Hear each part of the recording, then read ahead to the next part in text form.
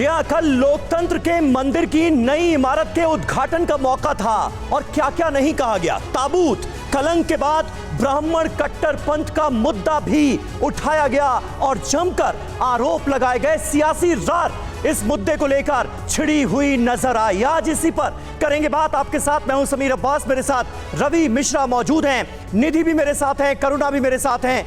लेकिन पहले नए संसद भवन की जरूरत पर सवाल उठाए गए, फिर बात फिजूल खर्ची पर आ गई। इन राजनीतिक चर्चाओं के बीच देश के श्रमजीवी लोकतंत्र के नए मंदिर का निर्माण करते रहे। लोकतंत्र का नया मंदिर बन भी गया। अब सब कुछ रिवर्स तो हो नहीं सकता था। नेगेटिव राजनीति को आगे बढ़ने के लिए नए खाद पानी की जरूरत थी। उद्घाटन में राष्ट्रपति का ना होना मुद्दा बना लिया गया। नियमों और परंपराओं की छानबीन हुई तो प्रधानमंत्री के हाथों नए संसद भवन के उद्घाटन में विद्वान जानकारों को कुछ भी गलती नजर नहीं आई। बिल्कुल समीर, 28 मई को सुबह सवेरे नए संसद भवन में प्रस्थान की पूजा भी शुरू की गई। नए नए शगुफे आने लगे। इन्हीं में से एक शगुफा कट्टरता और ब्राह्मणवाद फैलाने का भी आया। सारी हदें पार कर ली गई। किसी को नए संसद भवन के आकार में ताबूत नजर आया, किसी ने नए भवन के नीचे दफन लोकतंत्र को देख लिया, तो किसी को संसद में हुई पूजा की पद्धति में ही खोट नजर आया। राजनीति की रोटी सेकने की ऐसी बेचैनी शायद ही पहले कभी देखी होगी। देश में जाति की राजनीति करने वाले जिस कार्यक्रम में सर्वपंथ प्रार्थना हो रही थी, उसमें कट्टर ब्राह्मणवाद ढूंढ लिए गए। जो कुछ आंखों से देखा जा सकता था, उसे भी देखने की जहमत नहीं उठाई गई। आज की चर्चा इसी पर ही कि कुछ लोगों के लिए क्या राजनीति इतनी भारी हो गई है कि उनके लिए तथ्य, तर्क, तस्वीरें सब बेमानी हो गए। बिल्कुल, और देखिए इससे जुड़ी पहली बड़ी खबर क्या है, यह आपको बताएं। एसपी नेता स्वामी प्रसाद मौर्य ने संसद में हुई पूजा पर सवाल उठा दिए हैं। पूजा कराने वाले पुजारियों पर सवाल उठाए हैं। मौर्य ने तमिल पुजारियों को बताया है कट्टर ब्राह्मण। स्वामी प्रसाद मौर्य ने उन्हें दक्षिण से आए कट्टर ब्राह्मण कहा। स्वामी प्रसाद मौर्य का बीजेपी पर ब्राह्मणवाद फैलाने का आरोप। तो देखिए, ये बड़ा आरोप लगाया गया है समाजवादी पार्टी के बड़े नेता की तरफ से। टीवी9 भारतवर्ष ने स्वामी प्रसाद मौर्य के विवादित बयान के बाद उनसे बात की है। आइए अब पहले स्वामी प्रसाद मौर्य के साथ ये एक्सक्लूसिव इंटरव्यू देख लेते हैं, उनकी राय, उनकी टिप्पणी पर जान लेते हैं और उसके बाद चर्चा को आगे बढ़ाएंगे। समाजवादी पार्टी के नेता स्वामी प्रसाद मौर्य इस वक्त हमारे साथ टीवी9 भारतवर्ष पर जुड़ गए। बहुत बहुत स्वागत है स्वामी प्रसाद मौर्य जी आपका। सबसे पहला सवाल आपका, जिस तरीके से नई संसद भवन का उद्घाटन हुआ, पूरे विपक्ष ने मिलकर इसका बहिष्कार किया और आपकी तरफ से भी पुरजोर विरोध किया गया। जिस तरीके से सेंगोल को भी स्थापित किया गया, उस पर आपने कड़ी प्रतिक्रिया भी जाहिर की और कई तरह की बातें आपकी तरफ से कही गई, खासतौर पर खुला विरोध आपने किया। सबसे पहले जानना चाहूंगी कि आपकी तरफ से कहा गया सेंगोल की स्थापना राजतंत्र की स्थापना है, कैसे? स्वाभाविक रूप से जब राजशाही देश में थी तो एक राजा दूसरे राजा के राज्याभिषेक पर इस राजतंत्र को उसको हस्तांतरित करता था। यहाँ तक कि अंग्रेजी हुकूमत ने जब इसको इस देश के पहले प्रधानमंत्री पंडित जवाहरलाल जी को दिया तो उस समय अंग्रेजी हुकूमत भी राजतंत्र के आधार पर ही आधारित थी। आज भी ब्रिटिश हुकूमत में राजतंत्र ही है। इसलिए राजशाही और राजतंत्र में विश्वास करने वाले लोग इस राजतंत्र का प्रयोग किया करते थे। लेकिन जब भारत में लोकतंत्र है तो स्वाभाविक रूप से लोकतंत्र में राजतंत्र के किसी प्रतीक की कोई आवश्यकता नहीं है। इसीलिए मैंने इसका प्रतिकार किया कि अब राजा को सत्ता नहीं हस्तांतरित करता, बल्कि जनता सरकार बनाती है, जनता सरकार बिगाड़ती है। जनता किसे सरकार में बैठाना चाहती है और किसे सरकार से हटाना चाहती है, ये फैसला अब जनता करती है। और जब जनता करती है तो राजतंत्र और राजतंत्र का राजदंड का औचित्य अपने आप में समाप्त हो जाता है। आपकी तरफ से ट्वीट पे भी लिखा गया कि उद्घाटन में अधिनियम के आने से ब्राह्मणवाद को बढ़ावा मिल रहा है। ये क्यों आपने कहा, क्या मतलब है इसका? इसलिए कि दक्षिण के ही ब्राह्मण धर्मगुरु क्यों, उत्तर भारत के क्यों नहीं, पूर्वी भारत के क्यों नहीं, पश्चिमी भारत के क्यों नहीं, यानी देश के धर्मगुरु क्यों नहीं? और वैसे भी अब हमारा भारत राजतंत्र का भारत नहीं है, लोकतंत्र का भारत है, पंथ निरपेक्ष भारत है, संप्रभु राष्ट्र भारत, समाजवादी सोच, लोकतंत्रात्मक सोच पर आधारित है। इसलिए अब राजतंत्र के राजदंड की आवश्यकता नहीं है, बल्कि लोकतंत्र में जनता की प्राथमिकता हमारी पहली पसंद है और उसी के आधार पर काम करना तो चाहिए। आप क्या कहना चाह रहे हैं कि सेंगोल के स्थापित हो जाने से पंथ निरपेक्ष नहीं रह गई संसद? भारतीय जनता पार्टी सरकार की मानसिकता इस बात की द्योतक है कि इस भारतीय जनता पार्टी में जो लोकतांत्रिक तरीके से चुनी गई है, जनता ने चुना है, लोकतंत्र में विश्वास नहीं है, राजतंत्र में विश्वास है, इसीलिए राजतंत्र के राजदंड के पीछे पीछे दौड़ रही है, भाग रही है।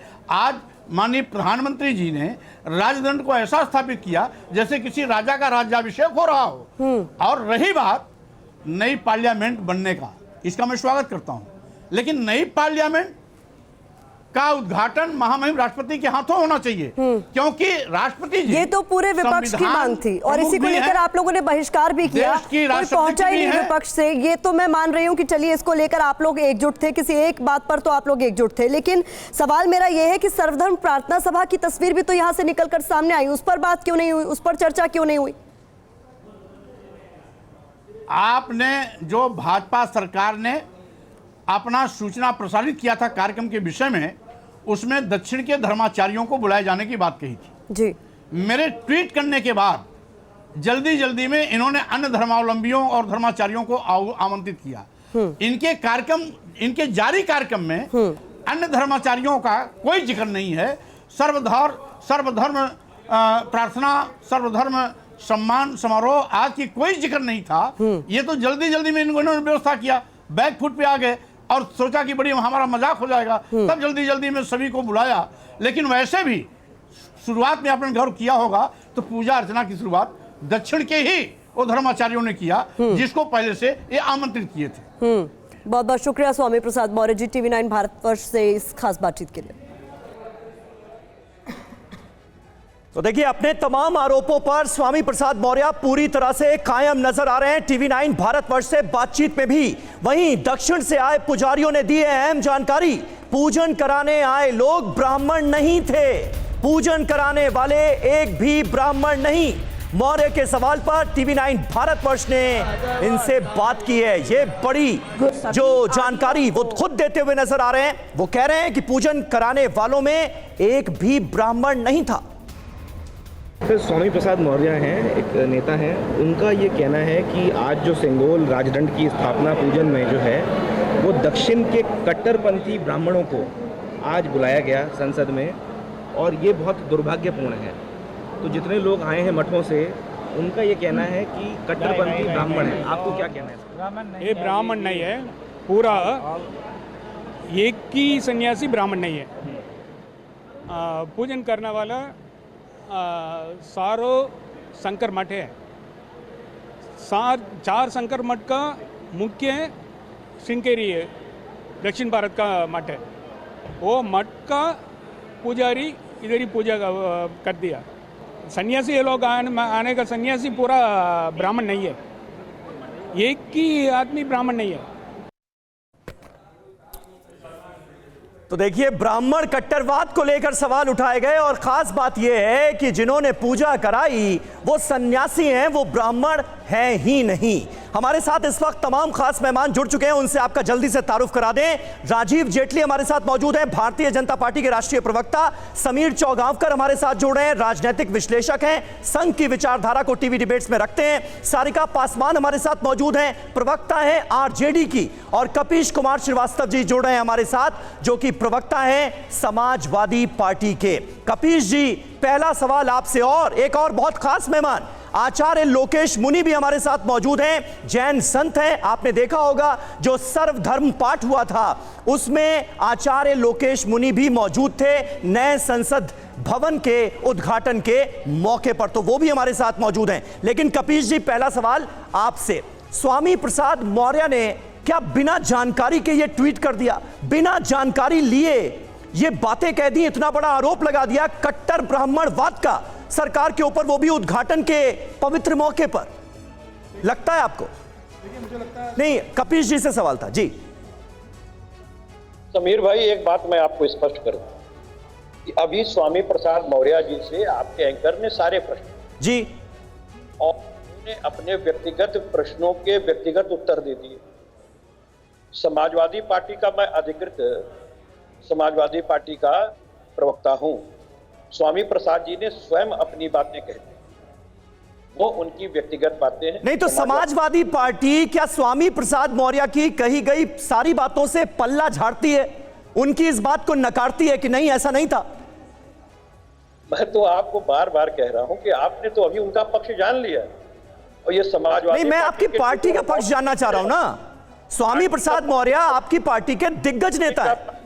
पार्टी का पक्ष स्पष्ट है कि पार्टी जो है वो मुद्दों पर आधारित ही बातें करती है और हम इस बात को कहते हैं कि कल जो ऐतिहासिक क्षण था उसको कलंकित करने का काम अहंकारवादी सत्ता ने किया है, जिन्होंने हमारे महामहिम का अपमान किया। राज्यसभा लेकिन कपिल जी, क्या आपको प्रार्थना सभा की वो तस्वीर नहीं दिखी जिसमें हिंदू, मुस्लिम, सिख, ईसाई, बौद्ध, जैन, यहूदी सब एक साथ थे? ये हमारे लोकतंत्र की खूबसूरती। क्या स्वामी प्रसाद मौर्य को ये तस्वीर नहीं दिखी या समाजवादी पार्टी को ये तस्वीर नहीं दिखी? निधि जी, आप इतनी बड़ी एंकर हैं, इतने बड़े चैनल, यहाँ सब जवान लोग बैठे हैं, संत भी बैठे। प्रार्थना और पूजा अर्चना की जो विधि होती है उसमें बड़ा अंतर होता है। जो स्पिरिचुअल्स कराए जाते हैं वो किस विधि से कराए? प्रार्थना सर्वधर्म की कराया आपने, अच्छी बात है। स्वामी प्रसाद जी तो बता रहे हैं कि उनके ट्वीट करने के बाद ही आनंद फानन में ये डिसीजन लिया, ये तो उनसे पूछना चाहिए था। लेकिन मैं आपको एक बात कह रहा हूँ, चलिए, मुझे लगता है आपको आचार्य लोकेश मुनि जी ज्यादा अच्छे से जवाब दे पाएंगे। आचार्य लोकेश मुनि जी, आप भी इस प्रार्थना सभा में मौजूद थे और कल हमारे देश ने नहीं पूरी दुनिया ने ये तस्वीर देखी लोकतंत्र की खूबसूरती की कि सभी धर्मों के प्रतिनिधि वहां पर मौजूद थे, आप भी मौजूद थे। शायद आप कपीश जी को जवाब दे पाएंगे कि ये क्या होता है, ब्राह्मण कट्टरवाद या कट्टरपंथ क्या होता है, क्यों ये इस तरह के शब्दावली का इस्तेमाल हो रहा है इतने अच्छे पद के? देखिए, सबसे पहले तो बिना जानकारी के कपोल कल्पित कल्पनाओं के आधार पर मैं सुन रहा हूं, मुझे हंसी आ रही है। स्वामी प्रसाद मौर्य जी का दावा है कि मेरा ट्वीट करने के बाद आनंद फानन पे सर्वधर्म प्रार्थना बुलाई गई। मैं विधिवत रूप से आपको ये कहना चाहता हूं, 8 दिन पहले विधिवत रूप से मुझे आमंत्रित करते हुए पूछा गया कि क्या आप 28 तारीख को दिल्ली में रह पाएंगे जी? क्योंकि पार्लियामेंट में सर्वधर्म प्रार्थना में आपको जैन प्रार्थना प्रस्तुत करनी है, नंबर 1। नंबर 2, आपको अधिकृत जानकारी दे रहा हूं, सर्वधर्म प्रार्थना में जितने अलग अलग पंथों के प्रतिनिधि थे, इन सब की पूर्व तैयारियों के लिए एक बैठक बुलाई गई और वो बैठक बिल्कुल देखिए, ये तो हम सभी जानते हैं सर कि ऐसे बड़े कार्यक्रम में प्रोटोकॉल बहुत पहले से तैयार हो जाते हैं, कुछ भी अचानक से आनंद फानन में नहीं हो पाता है। लेकिन आप ये बड़ी जानकारी दे रहे हैं TV9 पे, TV9 भारतवर्ष से बातचीत करते हुए बड़ा खुलासा कर रहे हैं कि जो दावा स्वामी प्रसाद मौर्य कर रहे हैं कि मेरे ट्वीट के बाद, वो बिल्कुल निराधार है। आप कह रहे हैं ऑफिशियली इन्विटेशन था, 8 दिन पहले से ही सब कुछ तय था। इसलिए मैं दोनों ही महाशयों से कहना चाहूंगा, ये आपका तर्क कि मेरे ट्वीट करने के बाद सर्वधर्म प्रार्थना हुई, ये कदापि तो झूठ बोल रहे हैं। मतलब क्या आप ये कह रहे हैं कि स्वामी प्रसाद मौर्य झूठ बोल रहे हैं? ये सत्य से परे हैं, बिल्कुल सत्य से। मैं बता रहा हूं ना, 23 तारीख को तो पूर्व तैयारियों की बैठक में गया था। बिल्कुल, तो ये सब कुछ एक प्रोटोकॉल के तहत हुआ, तय कार्यक्रम के तहत हुआ और जाहिर सी बात है कि इतना बड़ा कार्यक्रम है, नए संसद भवन का उद्घाटन है, तय कार्यक्रम के तहत ही पूरा प्रोग्राम होगा। राजीव जेटली भी हमारे साथ जुड़े हुए। राजीव जेटली, मेरा सवाल आपसे, देखिए विरोध हो रहा है, अब ब्राह्मणवाद की बात कही जा रही है, यहां तक कहा जा रहा है स्वामी प्रसाद मौर्य की तरफ से कि मैंने ट्वीट किया, उसके बाद सर्वधर्म सभा को आयोजित किया गया और यह तक कहा गया कि प्रधानमंत्री ने जो संसद भवन का उद्घाटन किया वो किसी राज्याभिषेक जैसा लग रहा था। आरोपों की झड़ी लगा दी, बयानों की झड़ी लगा दी, क्या कहेंगे? देखिए, मुझे लगता है दलों ने बहुत कुछ खो दिया है इस पार्लियामेंट के इनॉग्रेशन में, क्योंकि पार्लियामेंट के इनॉग्रेशन में जिस तरीके से आज इन्होंने कहा कि राष्ट्रपति जी वहां नहीं थी, क्योंकि राष्ट्रपति जी का अपमान तो ये पहले से करते हुए आए थे। अब देखना यह है कि अब जब आगामी हमारे सदन होंगे, उस सदन के अंदर अभिभाषण होगा, उस अभिभाषण का कितनी राजनीतिक दल विरोध करते हैं, पहली बात। दूसरी बात कि जब किसी भी तरीके का उद्घाटन या इनॉग्रेशन होता है, उसमें सभी धर्मों के जो अनुयायी होते हैं, यानी सभी धर्मों के जो पुजारी होते हैं, पाठ करने वाले होते हैं, उन सभी को बुलाया जाता है। और ये आपने देखा पहले से निर्धारित, और मुझे लगता है आप पहले भी इस बारे में चर्चा कर चुके हैं, मुझे ज्यादा इसको आगे एलोबरेट नहीं करना। ठीक है, ठीक है, ठीक है। महत्वपूर्ण बात है, सबसे महत्वपूर्ण बात है जी, वो ये है कि इतने खुले तौर पर जातियों को गाली निकालने का काम जो समाजवादी पार्टी के लीडर ने किया है, उसको एक अपमान के रूप में मुझे लगता है संपूर्ण ब्राह्मण समाज लेगा इसे। क्योंकि एक तरीके से आप तो पहले जातियों के आधार पर बांट रहे हैं, उसके बाद क्षेत्र के आधार पर बांट रहे हैं। तो ये बता रहे हैं कि साउथ से आए थे, नॉर्थ के ब्राह्मण नहीं थे, या ईस्ट के ब्राह्मण नहीं थे। बिल्कुल, जिन अल्फाजों का इस्तेमाल किया गया कि साउथ के, दक्षिण के कट्टरपंथी ब्राह्मणों को बुलाया गया, ये अल्फाज हैं। समीर चौगांवकर जी, से आप किस तरह से देखते हैं और क्या कहने की कोशिश है? क्योंकि ये वही स्वामी प्रसाद मौर्य हैं जिन्होंने रामचरितमानस को लेकर सवाल उठाए, और अब कट्टरपंथी बता रहे हैं उन लोगों को, उन सन्यासियों को जिन्होंने पूरी पूजा कराई पूरे विधि विधान के साथ। अगर यूपी के सियासी समीकरणों को जोड़कर देखा जाए, क्या साबित करने की कोशिश है? मुझे लगता है स्वामी प्रसाद की बातों को बहुत ज़्यादा गंभीरता से लेने की ज़रूरत नहीं है।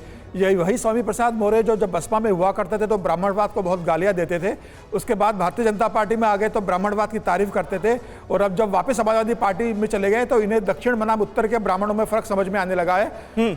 प्रांत के आधार पर ब्राह्मण को बांटने लगे हैं, देश को बांटने की मानसिकता वाले लोग हैं ये। मुझे लगा स्वामी प्रसाद की बातों को बहुत गंभीरता से लेने की जरूरत नहीं है। और स्वामी प्रसाद मौर्य का कहना है कि तुरंत व्यवस्था की गई थी। अभी मुरली जी ने जवाब दे दिया कि 8 दिन पहले उन्हें इस बात की सूचना दे दी गई थी। उसमें सर ऐसा है कि उसमें 2 दावे, उसमें उसके भी 15 दिन पहले इसकी तैयारी हो चुकी होगी। उसमें सर 2 दावे ऐसे हैं जो झूठे साबित हो गए अभी TV9 पे। नंबर 1 दावा कि उनके ट्वीट के बाद हुआ, ये आचार्य जी ने साफ कर दिया। नंबर 2, वो ये कह रहे थे, जो बात उन्होंने दावे के साथ कही कि भाई ये सभी ब्राह्मण थे, उसका हमने एक बाइट दिखा दिया जिसमें साफ कहा जा रहा है कि ब्राह्मण नहीं थे, वो पुजारी थे। सारिका जी, एक तो सवाल मेरा ये कि आपके गांव से ब्राह्मण क्यों नहीं बुलाए गए, मेरे गांव से ब्राह्मण क्यों नहीं बुलाए गए, अरुणाचल से ब्राह्मण क्यों नहीं बुलाए गए? ये क्या है कि दक्षिण से बुलाए गए, उत्तर से क्यों नहीं बुलाए गए? मेरा गांव बिहार में, वहां के ब्राह्मण भी अच्छे हैं, उनको बुला लेते। क्या ये सब बातें सही लग रही हैं आपको? देखिए, ब्राह्मणवाद पे चर्चा ना करके अगर आपने मुझसे प्रश्न पूछा है तो मैं तो यही बोलूंगी कि हमारे जैसे दलित और हमारे जैसे आदिवासी, हमारे देश की महामहिम जो आदिवासी समाज से आती है, उनको क्यों नहीं बुलाया गया? ये प्रश्न है, और ये बहुत बड़ा प्रश्न है वाकई में। देखिए, आर्टिकल 79 में भी उल्लेख है कि संघ का भवन होगा और उसके 3 मुख्य अंग होंगे, जिसमें कि राष्ट्रपति, लोकसभा और राज्यसभा। वहाँ कहीं भी प्रधानमंत्री का जिक्र नहीं है। बावजूद इस नियम और कानून को ताके पे रख करके भारतीय जनता पार्टी ने हमारे महामहिम, लेकिन आपने स्वामी प्रसाद मौर्य का सवाल स्किप कर दिया। आपका सवाल सही है, लेकिन स्वामी प्रसाद मौर्य का सवाल आपने स्किप कर दिया, क्योंकि मुद्दा वही बना रहे हैं, कट्टरवादी ब्राह्मण बता रहे हैं। अब मैं कहूं कि कट्टरवादी राजपूत क्या होता है, कट्टरवादी बनिया क्या होता है, ये क्या स्टेटमेंट है एक जिम्मेदार नेता का, ये मुझे समझाइए आप। और क्या इससे किसी समुदाय की भावना आहत नहीं होगी कि आप खुलेआम उसको कट्टर बता रहे हैं? देखिए, एक महिला और देश की महामहिम राष्ट्रपति हमारे आदिवासी समाज से आने वाली महिला का क्या, उनके भावनाओं का आप लोगों ने अनादर नहीं कराया भारतीय जनता पार्टी ने? अरे देश में वो लोकतंत्र की हत्या करते। लेकिन सारिका जी, महामहिम की तरफ से खुद वेलकम किया गया है। प्रधानमंत्री ने उद्घाटन किया है, उसका खुद वेलकम किया है। जवाब तो आपको मिल गया ना महामहिम का भी। मैं आपके प्रश्नों को सुन नहीं पाई। मैं ये बोल रहा हूं, आप लगातार सवाल उठा रहे हैं कि राष्ट्रपति ने क्यों नहीं उद्घाटन किया, यह आपका मुद्दा है, तो उन्होंने खुद वेलकम किया। कल का आपने उनका बयान सुना होगा, देखा होगा ना आपने। देखिए, ये भारतीय जनता पार्टी की कॉन्स्पिरेसी से पूरा देश अवगत है, किस तरीके से वो चीजों को बनाते हैं अपने हिसाब से और कैसे लोगों को वो इस्तेमाल कर रहे हैं, और किस तरीके से वो दलितों और आदिवासियों को सिर्फ और सिर्फ अपनी राजनीति प्रोपेगेंडा के लिए इस्तेमाल करते हैं। आरजेडी ने कल हद कर दी। आज नहीं, आरजेडी ने कल हद कर दी और विरोध में इतनी सीमा आपने पार कर दी कि आपने नई संसद बिल्डिंग को ताबूत से कंपेयर कर दिया। ये तुलना ठीक लगती है? ये तुलना ठीक लगती है आपको? आप जो डिफेंड कर रही हैं समाजवादी पार्टी को, आपको ये तुलना ज्यादा ठीक लगती है? ये नहीं, ये ओछी राजनीति नहीं है क्या? एक पार्टी से जुड़ी हुई है संसद, तो ओछी राजनीति है। और राष्ट्रीय जनता दल ने ये दिखाने का प्रयास किया है कि भारतीय जनता पार्टी किस हद तक गिर सकती है, किस तरीके से वो दलितों और आदिवासियों के नाम पे वोट लेना चाहती है, उनके नाम पे वाहवाही करना चाहती है, अपनी पीठ ठुकरानी चाहती है। चुनाव में किसका समर्थन किया था आरजेडी ने? तो पीछे रखती है। सारिका जी, एक छोटा सा सवाल। बीजेपी के प्रवक्ता से कल इस बारे में मेरी बात हो रही थी। उन्होंने सीधे तौर पर कहा कि आरजेडी वाले अब ये बताएं कि 2024 में जब लोगों के पास जाएंगे वोट मांगने के लिए तो क्या कहेंगे? हमें ताबूत में भेजने के लिए वोट दीजिए या फिर संसद में भेजने के लिए वोट दीजिए? इसका जवाब है आपके पास? भारतीय जनता पार्टी ने अपनी ताबूत बना के रख ली है और जनता अब उनको उस ताबूत में भेजेगी, क्योंकि लोकतंत्र के हत्यारे, संविधान के हत्यारों की आवश्यकता इस देश को नहीं है। हमारा देश धर्मनिरपेक्ष देश है। देश को आप खंडित करने की कोशिश करेंगे। ठीक है, यानी आप इस तुलना को नई संसद बिल्डिंग के ताबूत से तुलना को अभी भी जायज ठहरा रही है। ये अपने आप में हैरानी वाली बात है। इस बीच देखिए, असदुद्दीन ओवैसी ने सरकार पर भेदभाव का लगाया है आरोप। संसद में सिर्फ हिंदू धर्मगुरुओं को अंदर ले जाया गया। ये कह रहे हैं ओवैसी, पादरी और मुस्लिम धर्मगुरु को अंदर क्यों नहीं ले गए? भारत का कोई एक धर्म नहीं है, सभी धर्मों की मान्यता है। ओवैसी ने सरकार पर सिर्फ हिंदुओं को बढ़ाने का आरोप लगा दिया है। एक टीवी पर मैं देखा कि लोकसभा के अंदर प्रधानमंत्री जा रहे और उनके पीछे कम से कम 18 से 20 हमारे हिंदू भाइयों के मजहब के पुजारी मंत्र पढ़ते हुए जा रहे हैं। प्रधानमंत्री, मुझे देखकर बड़ा ताज्जुब हुआ कि आपके दिल में ये जगह क्यों नहीं पैदा हुई कि जब हिंदू पुजारियों को लेकर मैं जा रहा हूं लोकसभा के अंदर, तो उसमें ईसाई पादरी भी होना चाहिए था, उसमें सिखों के मजहबी रहनुमा को भी होना चाहिए था, उसमें मुसलमानों के कोई एक मौलाना को भी होना चाहिए था। अरे यही तो भारत की खूबसूरती है। वजीर आजम, इस देश का मजहब एक नहीं है, भारत का एक मजहब नहीं है। समीर चौगांवकर जी, विरोध का सिलसिला खत्म होने का नाम नहीं ले रहा है, बल्कि नए नए आरोप अब सामने आ रहे हैं। सर्वधर्म पाठ में तो मुस्लिम मौलाना मौजूद थे, लेकिन उन्हें अंदर क्यों नहीं ले जाया गया, ये सवाल पूछ रहे हैं। कह रहे हैं हिंदू हिंदू कर रही है सरकार। मुझे लग रहा है कि बहुत ही मानसिक दिवालियापन है असदुद्दीन ओवैसी का। कल जो कार्यक्रम हुआ था उसमें सभी धर्मों की प्रार्थना सभा हुई थी और सबने इसको लाइव देखा। वहां अंदर मुस्लिम समाज के लोग भी थे, हिंदू समाज के भी थे, क्रिश्चियन भी थे, जैन भी थी, बौद्ध भी थे, बाकी सभी धर्मों को सजा दिया था।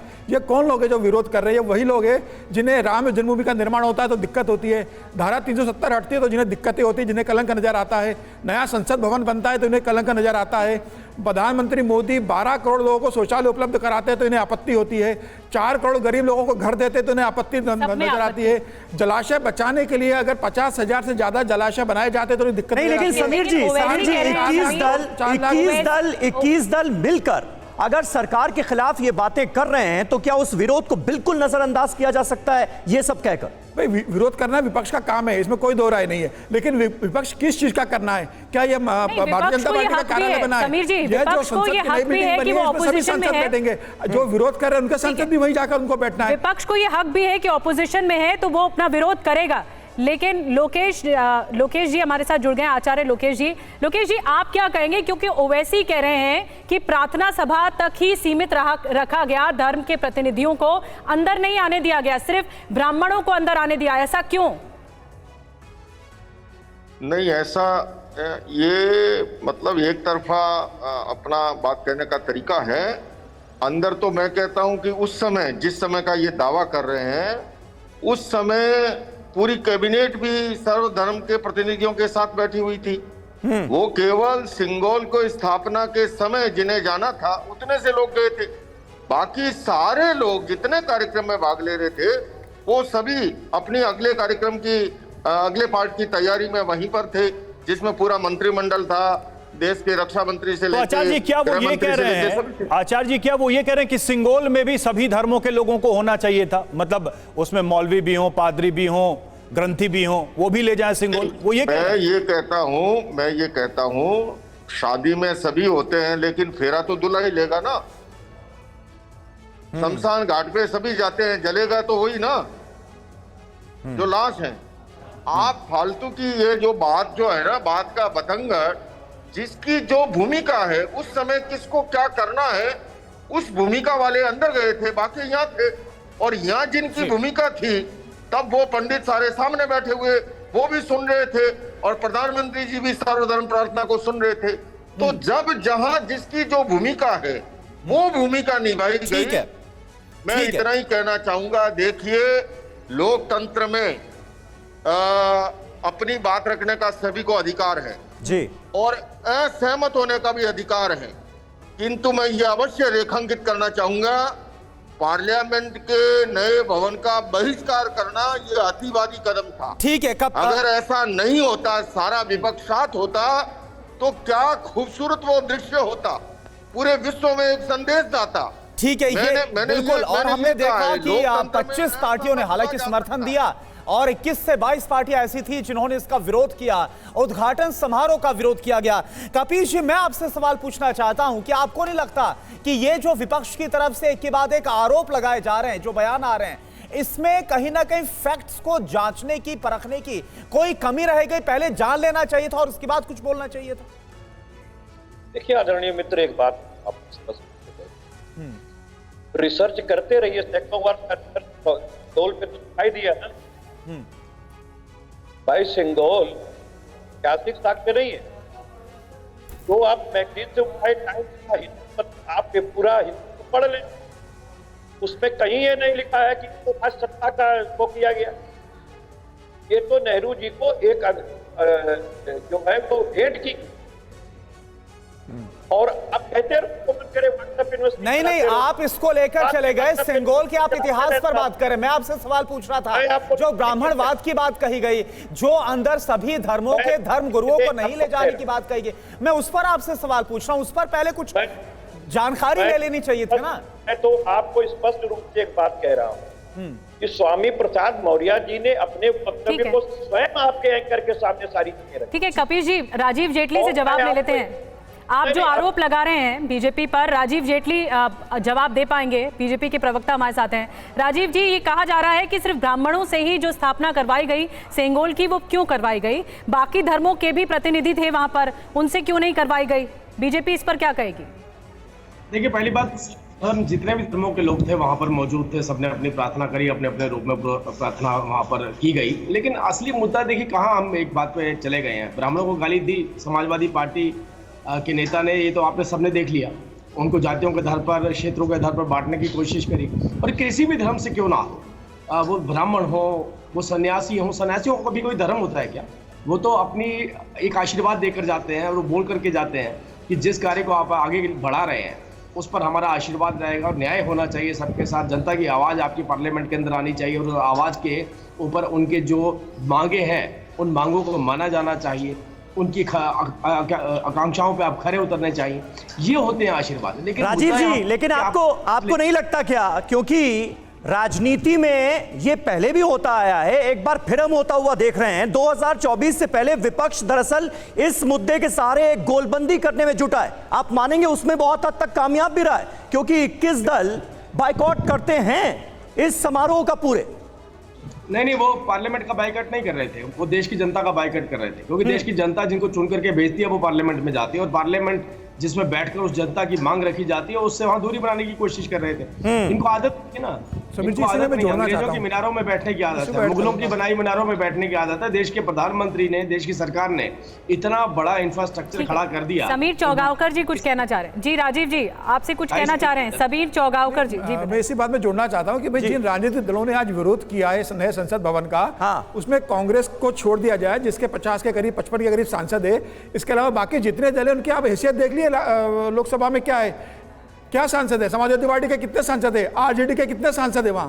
नीतीश कुमार के जो विपक्ष सांसद हैं, की भाजपा के कारण सांसद वहां बैठे हुए हैं। विपक्ष की ये राजनीतिक गोलबंदी बीजेपी के लिए कोई चिंता का सबब नहीं। आप बिल्कुल ये नहीं है। कहें। 2024 में प्रधानमंत्री मोदी फिर से बनने जा रहे हैं। तीसरी बार पूर्ण बहुमत की सरकार भारतीय जनता पार्टी बनाएगी और 9 साल के अंदर प्रधानमंत्री मोदी ने जो जनता के हित में काम किए वो पिछले 70 साल में नहीं हुए। यही इन लोगों का फ्रस्ट्रेशन है और मुझे लग रहा है आने वाले चुनाव में समीर जी, तो जनता इन्हें क्या सबक सिखाएगी। समीर जी, क्या ये पूरी एक्सरसाइज एक परसेप्शन क्रिएट करने की है जिसमें कट्टरवाद, ब्राह्मणवाद, हिंदू, सिंगोल, हर चीज पे क्वेश्चन उठा दिया गया? क्योंकि कोर्ट की तरफ से भी तो ये गए थे राष्ट्रपति वाले मैटर को लेकर, कोर्ट ने बड़ा सीधा सा जवाब दे दिया। बिल्कुल, सुप्रीम कोर्ट में गए थे, सुप्रीम कोर्ट में इनको कोई राहत नहीं मिल पाई। मुझे लगता है कि विपक्ष के पास कोई मुद्दा नहीं है और जिस तरीके से मोदी ने 9 साल के अंदर बता दिया। आप देखिए, नए लोकसभा भवन की मांग कब से चल रही थी?